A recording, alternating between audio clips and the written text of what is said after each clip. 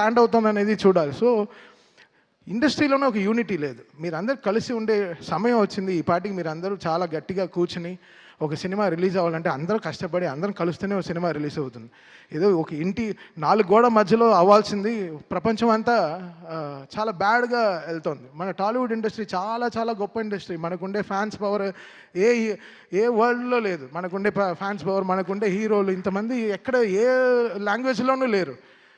బయట అంతా చాలా ఈర్ష్య. టాలీవుడ్ తెలుగు ఇండస్ట్రీ అంటే సూపర్ సూపర్ అని వాళ్ళకి చాలా ఈర్ష్య. చాలా పెద్ద దిష్టి తగిలింది మన తెలుగు ఇండస్ట్రీకి. యాక్చువల్గా బయట తెరిస్తే అసలు యూట్యూబ్ తెరిస్తే ఒకరిని తిట్టుకోవడం, ఇంకోటి తిట్టుకోవడం, చాలా నెగిటివిటీ అయిపోయింది. అది కాకుండా మనందరం కలిసి ఒక నిజంగా అందరం ఒక యూనిటీగా ఎవ్రీ సినిమా నా సినిమానే. ఇప్పుడు రేపు ఏ సినిమా రిలీజ్ అయినా నేను నన్ను ట్వీట్ ఏమంటే చేస్తాను. నా సినిమాని, నా ఇండస్ట్రీని నేను సపోర్ట్ చేయకపోతే ఎవరు సపోర్ట్ చేస్తారు?